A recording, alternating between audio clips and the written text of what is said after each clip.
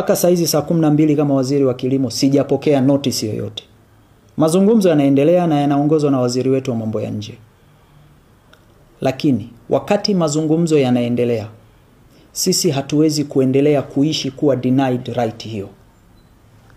Kwa natangaza rasmi kuanzia usiku huu mambo yafuatayo kwa nchi hizi mbili. South Africa imekuwa ikiingiza Tanzania fresh apples. Kwa hiyo kuanzia leo ni marufuku kuingiza fresh apple ya South Africa Tanzania. South Africa inaingiza matunda mbalimbali yakiwepo zabibu na mengine. Kwa hiyo kuanzia leo ni marufuku kuingiza matunda.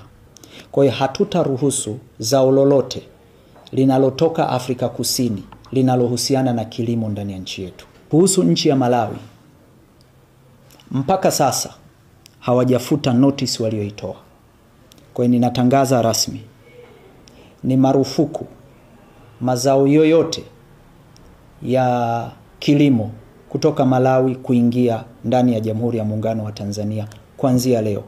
Lakini mbali na hapo, kwa nchi zote mbili hizi, hasa Malawi, hatutaruhusu zao lolote la transit kupita ndani ya Jamhuri ya Muungano wa Tanzania.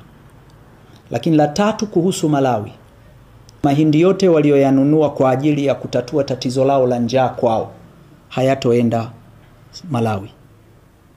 Hatutayapeleka.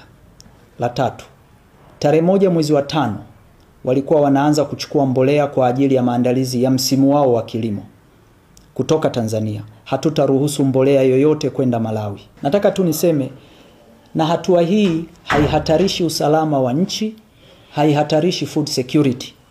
Hakuna Mtanzania atakufa kwa kukosa zabibu ya Afrika Kusini. Hakuna Mtanzania atakufa kwa kukosa apple ya Afrika Kusini. Kwa hiyo tunachukua hatua hii kuprotect our business. Hii ni biashara, lazima wote tuheshimiane.